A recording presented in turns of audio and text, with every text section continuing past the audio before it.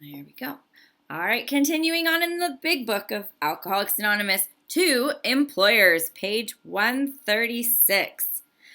Among many employers nowadays, we think of one member who has spent much of his life in the world of big business. He has hired and fired hundreds of men. He knows the alcoholic as the employer sees him. His present views ought to prove exceptionally useful to businessmen everywhere, but let him tell you. I was one time assistant manager of a corporation department employing 6,600 men. One day, my secretary came in saying that Mr. B insisted on speaking with me. I told her to say that I was not interested. I had warned him several times that he had but one more chance. Not long afterward, he had called me from Hartford on 2 successive days, so drunk he could hardly speak. I told him he was through, finally and forever. My secretary returned to say that it was not Mr. B on the phone. It was Mr. B's brother, and he wished to give me a message. I still expected a plea for clemency, but these words came through the receiver. I just wanted to tell you Paul jumped from a hotel window in Hartford last Saturday. He left us a note saying that you were the best boss he ever had and that you were not to blame in any way. Another time, as I opened a letter which lay on my desk, a newspaper clipping fell out. It was the obituary of one of the best salesmen I ever had. After 2 weeks of drinking, he had placed his toe on the trigger of a loaded shotgun. The barrel was in his mouth. I had discharged him for drinking 6 weeks before. Still another experience. A woman's voice came faintly over long distance from Virginia. She wanted to know if her husband's company insurance was still in force. 4 days before, he had hanged himself in his woodshed. I had been obliged to discharge him for drinking, though he was brilliant, alert, and one of the best organizers I have ever known. Here were 3 exceptional men lost to this world because I did not understand alcoholism as I do now. What irony! I became an alcoholic myself. And but for the intervention of an understanding person, I might have followed in their footsteps. My downfall cost the business community unknown thousands of dollars, for it takes real money to train a man for an executive position. This kind of waste goes on unabated. We think the business fabric is shot through with a situation which might be helped by a better understanding all around. So there we have, 3 stories of employees whose alcoholism overcame them, died by various means, right? To what it sounds like, all 3 committed suicide. Yes, they did, in fact. And, and he's saying here, because I did not understand alcoholism as I do now. Now, for myself, we're in a day and age where people understand addiction and recovery, not as much as we'd like them to, but a lot more than they did back in the 1930s, because this program hadn't been invented before this time. So these 3 men and 1 woman, they hadn't had the opportunity that we're so blessed to have. As an HR manager, I can surely tell you right now that being in Alcoholics Anonymous sure helped my administrating my job. Prior to coming in, I wasn't very tolerant. I was very judgmental. You get very frustrated. So I can relate to this employer that you're bound by your position as well. And so, you have to answer to someone as well to a certain degree. And I was fortunate enough to have a basis in this program at the tail end of my career where I was able to administer my job differently. But back then it would be a lot different of a situation. And even now today, some employers have really great drug and alcohol policies that include treatment options, and they're very well versed, and others are not. And some jobs have a culture of alcoholism in them. The grocery industry, little would you know that a lot of the time there's a lot of substance abuse in the back room of the grocery store. I didn't know. There I was, right? Anybody's experience, questions, concerns, add-ons to this? Marianne, I always see you reaching. Just unmute yourself. Hi, friends. I am an alcoholic from Toronto, Canada. My name's Marianne. Grateful to be here. Grateful to be sober. Person who took me through this book, I was struggling with relapse, not wanting to do any of this work. So she had me put in my margin the first suicide, the second suicide, the third suicide. And she didn't say a lot more, but she said, you've got options here, Marianne. They're not all good. So I would suggest you take what's in front of you and do it. Absolutely. And this speaks to, you don't get to suicide overnight. This is like vain attempts where she was warned by the employer. You're going to lose your job if you continue showing up to work this way. You're going to lose your job, and still not enough to keep anyone sober. Anne Marie, oh, there you are up in the corner today. Hi. Whoops, that didn't work. Yeah, it did. Hi, I'm Anne Marie. I'm an alcoholic. Suicide wasn't involved in here. Kind of. Anyway, all I want to say is that when I was working in corporate finance, which is one of the probably highest drinking professions there is, because celebrating multi-million-dollar deals, of course, can only be done by getting stinking drunk. I told my employer that I had joined AA, and his immediate reaction was, what can we do to help? And that saved me. I just wanted to say that. Thank you. Some of them are really good guys. Oh, absolutely. Yeah, there's alcoholism in absolutely every profession, but when you go into those high finance, corporate sales, bigwig corporate things, the environment is fueled by alcohol. I was in corporate for a long time, and it's lunches and deals are made over alcoholic drinks. So it takes some getting used to when you're, navigating those things sober. Miss Della. Good morning, Della Alcoholic. It was my employer that brought it to my attention, that I had a problem. Of course, I knew deep down that there was something wrong, but it wasn't until a work function that I was at and I had vodka in my water bottle. And it wasn't for me to get drunk because I needed it to feel normal. I needed it to not feel sick. And so someone had said that I thought they thought I was intoxicated, which I knew I wasn't. But to somebody, a normie, of course, that's probably what I looked like. That's what it took as a supervisor to talk to my superintendent. And I got the phone call the next day, and the superintendent just said, do you have a problem, and are you willing to get help? And if I didn't take that opportunity, and I know now that, that was God's way of reaching out. And if I didn't take that opportunity, I wouldn't have a job now. But there's certain things I've now had to sign a contract, and there's certain things that I have to do to keep my job.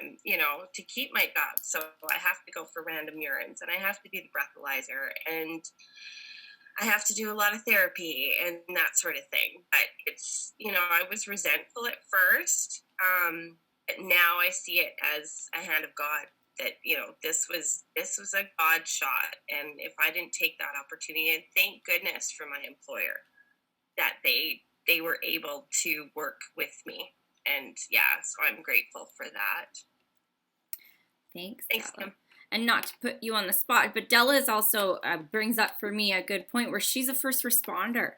And a lot of first responders struggle in this area. My best friend is a fireman, and he's a member of our fellowship. And, there's tons of resources available to Della and other people in her line of work. And now she's going to be able to give back and help those people as well, which is super, super cool. I was one of those ones, I don't know if anybody else here in the room was a union employee. Yeah, hiding behind my union. You can't get rid of me. I get so many strikes, and I know the book better than I was a shop steward so that I could get the book, and I found every loophole possible. But again, every opportunity was there for assistance. Susan, good morning. There you go. Can you hear me? Yep. Yeah. Good morning, family. I'm an alcoholic. My name is Susan. So I've had a lot of careers over my lifetime, and one of them, when I lived in Connecticut, I was an outside salesperson for an electronics company. It's a man's world, and all of our lunches are spent drinking and partying at night. And I can remember being in a boardroom with all of the reps from all of the outside electronic companies. And as a woman, I'm feeling less than anyway because of the way I was raised and everything. And we're all drunk. And I tried to get their attention and no one would listen to me. And I freaking stood up in the middle of that meeting and took my fucking blouse off and said, well, you look at me now. And they enabled that. They didn't think twice about it. They thought that was perfectly fine. And then I'll just tell you one other quick thing. So my career's changed. I became a chef and I owned a restaurant. And of course I hired all my friends. We were all drinking and drugging. And the girl that was my assistant manager kept falling asleep during the day. And when the delivery people would come, they couldn't get in the restaurant. So I fired her and she took me to unemployment. And at the unemployment hearing, her statement was, Susan walks in the door every day with a gallon of vodka, goes in and closes the office door, and we don't see her again. And I thought, my business. I'll do whatever I want. And through my life, in the different jobs I've had, people have always enabled me, and I was thrilled for that. But I can tell you, being in the restaurant business, it's rampant. It's rampant. Drugs and alcohol. I mean, you're on the line snorting Coke. You got a bottle of water. It's full of vodka. I mean, it's just rampant in that business. And the truth is that, my husband said, you can't drink like that in the house anymore. And I thought, well, fine. I'll just open a restaurant and go drink down there. Yeah. Lost him, lost the rest. Well, no, I didn't lose anything. I gave it away to alcohol and other substances. And I will be forever grateful that those were the choices I made to get me to where I am today. Thank you. Excellent. Thank you. Yeah, I think we're going to have some good topics in here. Sounds of it. We're all the same. Okay. Oh, sorry. Go, Kathy. I didn't see you there. I worked in the restaurant industry for many, many years, like in the early 80s. And the alcohol was, we would start drinking, we'd say it's 9 o'clock, and we'd be drinking while we were working, and the bosses too, the owners of the restaurants, everybody drank. And then sometimes we'd go out afterwards to the bar and drink even more. So when I ended up moving to Hawaii, I stopped working at the restaurant, and that's when I'm so glad because I could see that growing. Like the owner of the restaurant now, she's in really bad shape. In fact, she's even banned from the restaurant. But anyway, that industry is crazy. Oh, huge. Not much now as it was then, but Yeah, we got to live it in the good old days when there wasn't laws and rules. I was at one time banned from drinking my drinks with a straw because I drank them so quickly. I wasn't allowed straws in my drink in an effort that the bar thought I would slow down drinking. Didn't happen. Oh, fun times. All right, 137, bottom of the page for those who were just joining us. Glow, I'll get you next time, babes. I see you with your hand up. Nearly every modern employer feels a moral responsibility for the well-being of his help, and he tries to meet these responsibilities. That he has not always done so for the alcoholic is easily understood. To him, the alcoholic has often seemed a fool of the first magnitude because of the employee's special ability or of his own strong personal attachment to him. The employer has sometimes kept such a man at work long beyond a reasonable period. Some employers have tried every known remedy. In only a few instances has there been a lack of patience and tolerance, and we, who have imposed on the best of employers, can scarcely blame them if they have been short with us. Here, for instance, is a typical example. An officer of one of the largest banking institutions in America knows I no longer drink. One day he told me about an executive of the same bank who, from his description, was undoubtedly alcoholic. This seemed to me like an opportunity to be helpful, so I spent 2 hours talking about alcoholism, the malady, and described the symptoms and results as well as I could. His comment was, "Very interesting, but I'm sure this man is done drinking. He has just returned from a 3 months leave of absence, has taken a cure, looks fine, and to cinch the matter, the board of directors told him that this was his last chance." That's gonna do it. Oh yeah. Let's see what happens. The only answer I could make was that if the man followed the usual pattern, he would go on a bigger bust than ever. That sounds more right. I felt this was inevitable and wondered if the bank was doing the man an injustice. Why not bring him into contact with some of our alcoholic crowd? He might have a chance. I pointed out that I had had nothing to drink whatever for 3 years, and this in the face of difficulties that would have made 9 out of 10 men drink their heads off. Why not at least afford him an opportunity to hear my story? "Oh no," said my friend, "this chap is either through with liquor or he's minus a job. If he has your willpower and guts, he will make the grade." See this, so there the employer has no clue. I wanted to throw up my hands in discouragement, for I saw that I had failed to help my banker friend understand. He simply could not believe that his brother executive suffered from a serious illness. There was nothing to do but wait. Let's stop and chat, because we know what's going to happen to our friend. We know without a doubt. But I like it here. So when it talks about, we are really likable people. It talks early on in the book about how we're one of two things. We're either super great, gentle, everybody likes us, or we're the devil and we're manipulative and people don't like us. And we're usually one or either of these varying traits. Remember that from earlier? So there we're usually really likable people when we're sober. And so we do strike up friendships at work, and our employers typically do like us. We're usually really good people when sober. So here it speaks in this chapter about how, our employers probably even gave us more chances than they probably should because they liked us. But yet we don't see it that way at the time. And then we start talking about our bank friend who is undoubtedly alcoholic. And this is where we start talking about, we know the patterns. We can tell what's going to happen, what's going to come next. His willpower and his guts are not going to be enough to make the grade. The difference between the currently trying to keep his job alcoholic and the gentleman 3 years sober is the gentleman 3 years sober has gone through this course of action and has a higher power in his life. So he is not staying sober by guts and willpower alone. But this employer friend of his doesn't understand that entirely. And this is where the problem comes. Because he says, well, if you can do it, he can do it. Well, the way he's doing it isn't the way I did it. This is where the difference comes.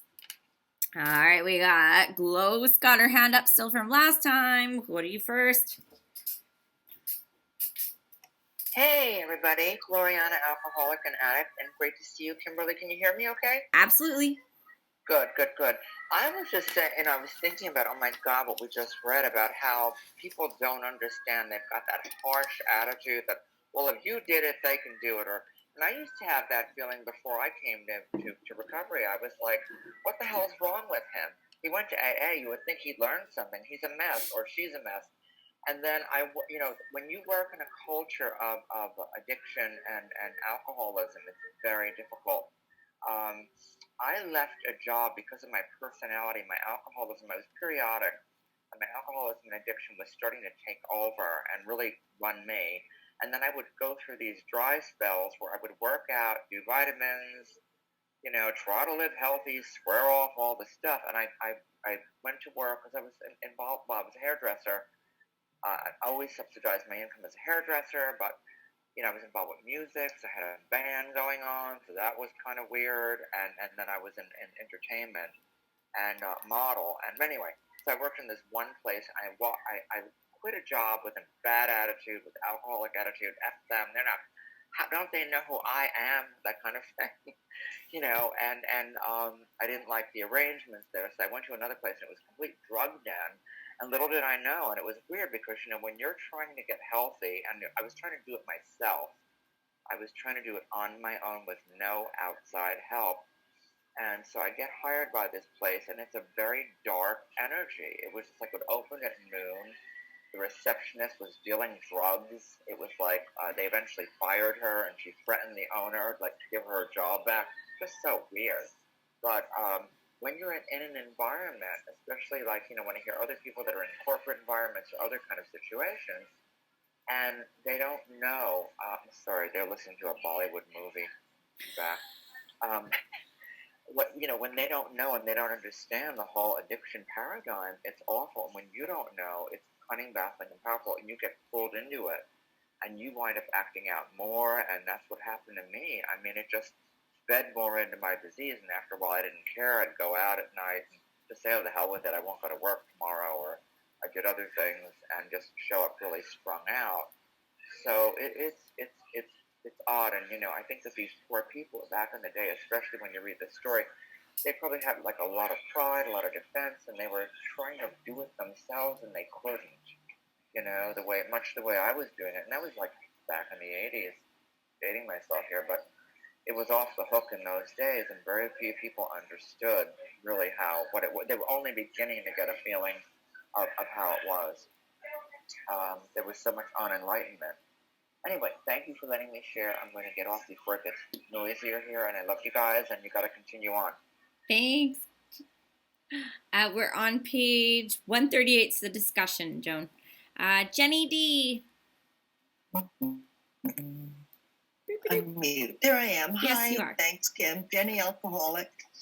2 points. One, an experience. One from the book.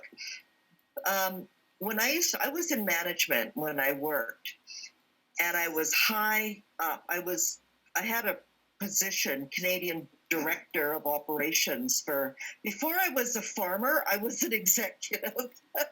I changed careers, but I had a bit of an intervention. I was in management drunk, and then I got sober, and I was in management sober.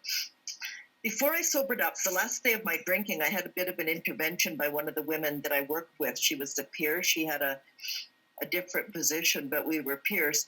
And she decided to tell me, and we were trapped in a car in a snowstorm, and I couldn't get out of this car. And boy, I needed a drink. She was telling me all kinds of things about me and my work life. And the 2 things that really hit me the worst was none of the employees like you, and you reek like a brewery when you come to work in the morning. And those 2 things just stayed with me. And that was the beginning of the next morning when I had my moment of clarity. But that was another executive who had the guts to come and tell me what was really going on. Nobody likes you, you're a bully, and you reek of alcohol. So that was sort of my experience. And then the next day, I went to AA, and they gave me time off. I mean, they all knew. They were pretty happy when I said, I'm going to Alcoholics Anonymous. Not one of those assholes, Alcoholics Anonymous, you're fine. They all said, good for you, Jen, good for you. Second, this line in the book, I just love this line because it really shows the difference between us and normal non-alcoholics. He's going, no, don't worry, the guy doesn't need to talk to you because took a cure, he looks fine. And to clinch the matter, the board of directors told him this was his last chance. And to any normal person, that just makes sense, right? Oh, well, if it's his last chance, he's not going to drink. There's 53 women on this thing today. I bet 53 women went, as if that's going to help, right? Because we know it's my last chance. Okay, I'm not going to do it. And 2 days later, we're drunk. So that's it. Thank you. Oh yeah, last chance is like, let's see how I can fuck this one up. Absolutely. I got told I was unapproachable. And I was like, I'm not unapproachable. I'm like the nicest person ever. And I was like, oh yeah, this girl now, sober girl is, but that girl, no, she was completely unapproachable. Alrighty. Anybody else? Okay, good. Let's keep going. So there was nothing to do but wait, because we know what's coming. Presently, the man did slip, and he got fired. No surprise there. Following his discharge, we contacted him. Without much ado, he accepted the principles and procedures that helped us. He is undoubtedly on the road to recovery. To me, this incident illustrates lack of understanding as to what really ails the alcoholic and lack of knowledge as to what part employers might profitably take in salvaging their sick employees.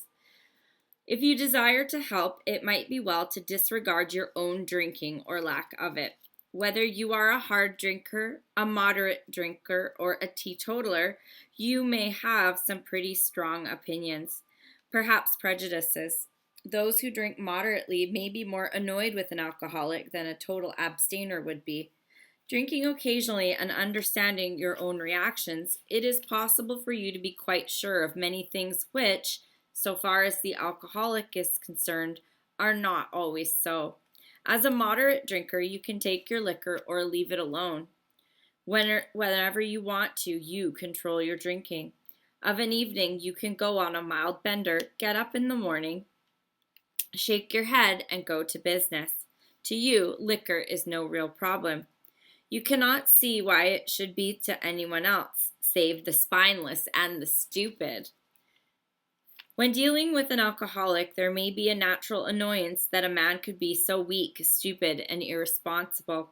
Even when you understand the malady better, you may feel this feeling rising. A look at the alcoholic in your organization is many times illuminating. Is he not usually brilliant, fast-thinking, imaginative, and likable? When sober, does he not work hard and have a knack of getting things done? If he had these qualities and did not drink, would he be worth retaining? Should he have the same consideration as other ailing employees? Is he worth salvaging? If your decision is yes, whether the reason be humanitarian or business or both, then the following suggestions can be helpful. Let's break that down before we go into the suggestions. So, of course, yeah, we knew he was going to slip. It was kind of some foreshadowing. We could hear that, if it was a movie, that little music would be coming along going, oh yeah, the crescendo's coming. We know this guy's doomed. But it illustrates that lack of understanding.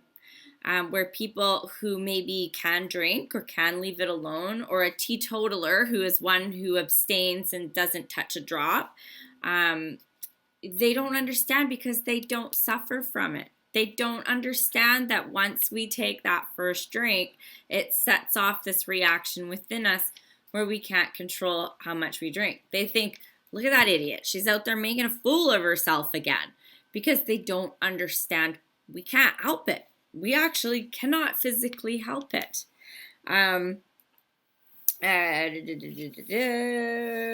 Got that. I love that. Save the spineless and the stupid. That was the thought of what we were back then. Spineless and stupid. And then it talks at the bottom what I had previously said, that is he not usually brilliant, fast-thinking, imaginative, and likable?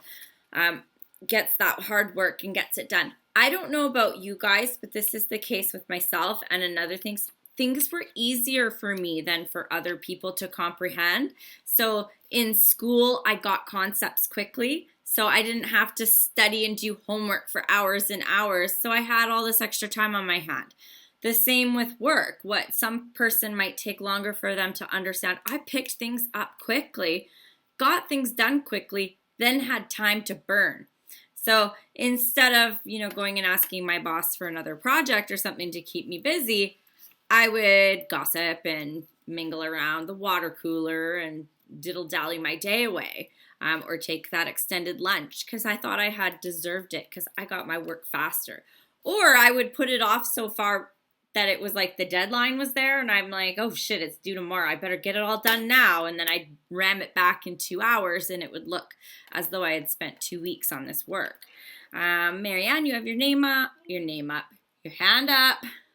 It's Friday, ladies. Well, it just struck me as we were reading this, and I know it's employers, but even in my own situation, I would love to give non-alcoholics who do not understand this, just this chapter to read, because it would just help with stigma and lack of understanding so much, because they just don't get it. And they just, and it kills people because of that ignorance. Absolutely. Thanks. The stigma associated with it as well, right? Oh, you're an alcoholic addict. Hide the booze, hide the petty cash, but no, I'm in recovery. I'm doing well. I'm not the same. I remember the first new job I got and I was in accounting and they just handed me all the stuff to the banking for the company and I was like, whoa, what? It took a minute, right? Mel. Yeah, I was just going to say about, it was a family business, but I was given 3 months, I was suspended for 3 months and told I wasn't allowed to pay and I had to get myself sorted out. Less than a month later, one of my colleagues was diagnosed with cancer, and to them it was, how can we help you? What can we do to help you? And she was allowed to work from home, and it was all sorted that way. It just shows the difference between, like, they're both equally as bad, but people do treat them differently to each other. That was it. Absolutely. There must be. I was going to say quickly, both my parents were active alcoholics. They both worked. My dad would go to work, go out, drink at lunch, come home, close his office door, and just whatever, sleep, pass out for an hour. His employers knew that, and that was okay with him. My mom went out for lunch and had a drink, and they made her wrong for it. Because back then, it was so, it was okay for a guy to be doing that stuff. Certainly not a woman. And when my drinking really took off, I always made sure that I worked in a man's world because I wanted to be drinking with those guys. Women, I could drink them under the table. It wasn't accepted, but if I'm hanging out with the guys, I could get away with my drinking a lot better. At least I thought anyway. Absolutely. I used to love conventions. It was like those Canadians girls, they can drink the American girls under the table. I'm like, that's what it is. All right, Gloriana, unmute yourself there, love. Hi, can you hear me again? Yep. Good. Yeah, I just was going to say just briefly that this sheds a lot of compassion in general onto alcoholics and people that are struggling and that can't really, many just really, really, really can't help themselves. And my husband has emotional problems and is an alcoholic, an addict, and all those same attitudes and sentiments talked about in to the employers as far as, that kind of, and I've been guilty of it myself towards other alcoholics. And, even when there were a whole bunch of us together, there was always somebody pointing the finger at somebody else, what a hot mess they were. But I see it with my husband's family, he struggles, he's relapsed a number of times. and they're like, oh my God, he can't get it together, da da da da. And it's the same thing. It's a lot of it ignorance, and I really appreciate with I forget who shared that about how she wishes that other people would just read this chapter to get an insight into us, because you know all of us are the same. You know, once we're going, it just takes hold, no matter what the situation is. Once I'm on that train, if I'm on the crazy train, that's it. And thank God I haven't since I've stopped, but I can see how it operates and how it really distorts a lot of the perceptions about addiction and alcoholism. And till today, even though there's a lot of education, a lot of people are in the dark about it. They look at everything and people who have emotional problems as weak or addiction as weak, and it's not necessarily the situation. Thanks for letting me share. Thank you. Yeah, I think this is a great chapter. I love it a lot more than Two Wives. And then there's so much valuable stuff in here, just in, especially if you're new and you're not completely understanding, or you're not understanding why other people aren't getting it. It's really, really lots of good stuff in here. Marianne. I'm talking a lot today, but I've come to a painful realization with a man who was supposed to be very spiritual. I worked in a church, and he shared with me that his brother was having trouble with alcoholism. So I shared that I was an alcoholic in recovery. I lost that job. He drove me out of the organization 3 months later. And that hurts. So you got to be careful who you share it with, too. Anyway, it hurts still. Sorry, I'm glad that I can talk to you about it because I'm upset. Thanks. Yeah, absolutely. For me, I'd be like, see ya, you don't understand, you don't get it. I'd walk right out the door. But that's, yeah, I hate the stigma associated with it so much. It's like one of my things. Oh, Deborah, I almost missed you. Your little blue hand is hidden behind my arrow, but I saw ya. You're good. There you go. I just wanted to say that this really brings up a lot of resentments for me. You know, it really, I like, oh gosh, I got to go back and do some more work on this. When I was sober, I had a supervisor that really had a resentment against me. There was a long story in between that. And so she pulled me out, had me drug tested. It came back negative. But besides that, they made me stay at home for 2 weeks, unpaid. And I work for a medical a hospital. Anyway, it just still have a lot of energy on that. So it's amazing that it doesn't matter how many people read this chapter, as far as when you're not an alcoholic, they could still have such blinders to this. That's a good thing when we're working with our new sponsees or whatever, to let people know that it's doesn't mean, even if they read this, that they would want to get it or understand that. So, thank you. Absolutely. Susan. Just want to say one quick thing. I think one of the most important lines here is on the top of 139. Suffered from a serious illness. My employers, I never knew I had a disease. I never knew I had an illness. I was weak. I was immoral. I was all those things, I thought.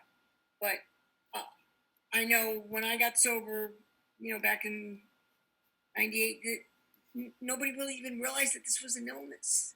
It's important for me to know that. And all through the margins on 139, I have, he is sick, pray for him. That's what I can do. I can pray and pray all the time for the people that are suffering. Absolutely. Alrighty, I don't see anybody else.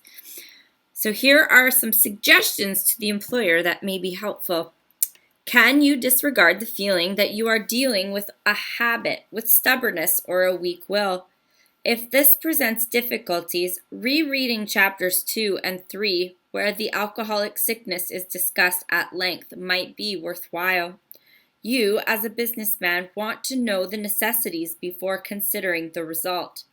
If you concede that your employee is ill, he be forgiven for what he has done in the past? Can his past absurdities be forgotten? Can it be appreciated that he has been a victim of crooked thinking directly caused by the action of alcohol on his brain?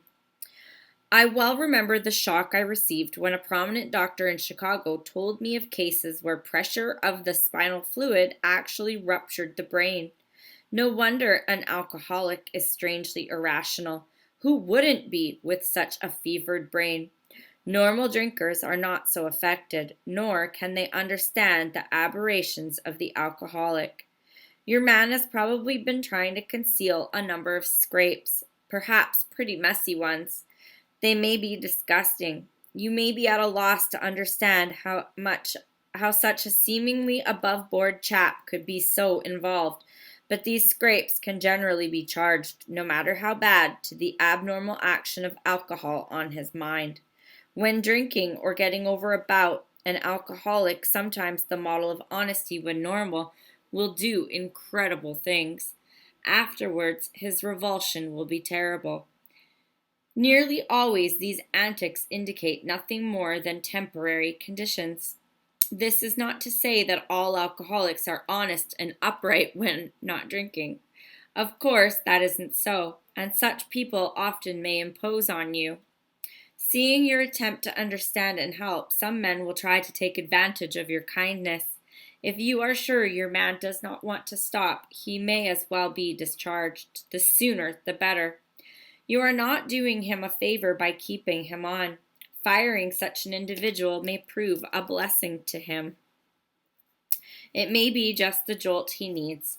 I know in my own particular case that nothing my company could have done would have stopped me, for so long as I was able to hold my position, I could not possibly realize how serious my situation was. Had they fired me first, had they taken the steps to see that I was presented with the solution contained in this book, I might have returned to them 6 months later, a well man. But there are many men who want to stop, and with them you can go far. Your understanding treatment of their cases will pay dividends. Perhaps you have such a man in mind. He wants to quit drinking, and you want to help him, even if it be only a matter of good business. You now know more about alcoholism. You can see that he is mentally and physically sick. You are willing to overlook his past performances. Suppose an approach is made something like this. State that you know about his drinking and that it must stop. You might say you appreciate his abilities, would like to keep him, but cannot if he continues to drink. A firm attitude at this point has helped many of us. Well, I got a lot of thoughts on there. I definitely want to reread that bottom of 140 and meditate on it because it's talking about how the action of alcohol affects our mind, and I'm curious to read that more and think about it. But I like when it talks about people taking advantage of kindness. I am regrettably one that did that. I definitely took advantage of the kindness of my employers and the solidarity of my union in order to continue my alcoholism. Definitely I did. Had they fired me first, I don't think I would have looked at myself. I would have looked at them and pointed a finger and said, y'all are this, and this, and you're wrong. And I would have gone and filed grievances and gone to the Labor Relations Board. I wouldn't have thought it was my fault, right? Like always twisting and turning was me. But then it says, the bottom is that change in attitude where, you can offer a solution. And I know nowadays there is all of those drug and alcohol clauses in contracts where they have, the 3 strikes and treatment options and your union dues pay for your treatment or your extended health can pay for treatments. It's come a long way since when this book was written. A firm attitude at this point probably wouldn't have helped me, but a compassionate one may have. Firm attitudes never got far with me, but Marianne, just unmute. I see you reaching. Well, my best, what I did was I ran. I quit before they came. So they knew. I knew they knew, and I bailed. And then went to the next job, did the same thing over and over again until I hit my bottom. It's cunning, baffling, powerful. Yep. Lots of us have very long, extensive resumes. I have very long, extensive courses I took too. Well, this isn't the career for me. I'm going to do something different. I'm going to try this. I'm going to try that. Anyone else? Oh, alcoholic. Dylan? Yeah, looking back, I'm just grateful that my employer gave that option to me, and it didn't come down to a disciplinary matter that, you know, something didn't happen at work. I didn't get disciplined for it. That they did take the kinder, easier, softer way, and I'm grateful that I took it. Yeah, because reading this, it could have gone way, way different. Way different. Grateful. Whew. Yeah. Sometimes it saves our butts. Catherine, go ahead, unmute. Hey everybody, Catherine Alcoholic. I just wanted to throw in my 2 cents, my experience. So I had the situation where I would lose every single job that I had, never because I'd been drinking, but because my performance, which was because I'd been drinking, was not any good. But then I did get some sobriety and was able to get a job, and then I began drinking. And I was friends with someone who worked there who was threatening to out me to my boss. So I was forced so I went to my boss and I told them before they had a chance to rat me out. And they were very, very kind and accepting. And, you know, when I told them, I was already like taking the steps. Like I just went to a couple of meetings and they've been really kind and sensitive to me in regards to my alcoholism. Apparently, my boss's boss has family members, and so it's just really sensitive to the fact that I was one of them.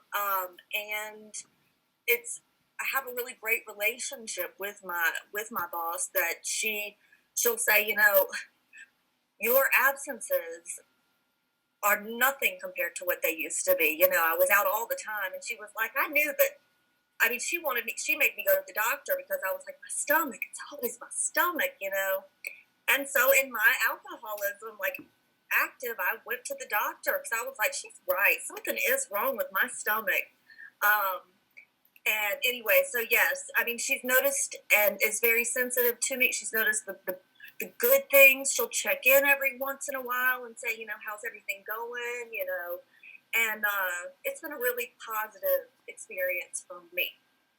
So, just throwing that out. Awesome. Susan? I'll just jump in quickly and say that, so I got sober up in Vermont. You know, there's not a lot of people up there. And I was like the star substitute teacher in my daughter's school. And I used to, you know, drink in the classroom. I didn't care. When I got sober and went back and made amends to the school secretary, I said to her, did people realize I was drinking? She said, you know, Susan, I used to go home every night and tell my husband if I was a better friend to Susan, I would say something to her about her drinking.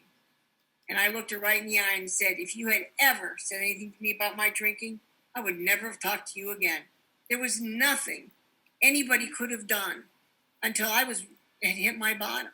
And I drank, owning a business, being an employee, being an employer, teaching school, stealing hundreds of thousands of dollars from an employer. And my take on that was, well, how fucking stupid are they to give me the keys to the business?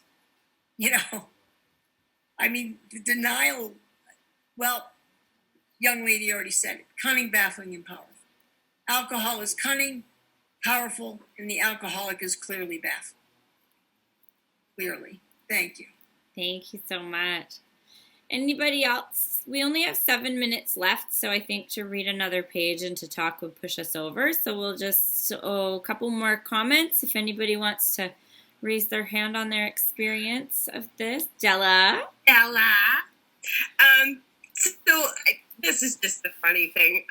My immediate supervisor, when I've been going through this whole program and relating my experiences to her, she said, "Well, can I be your sponsor?"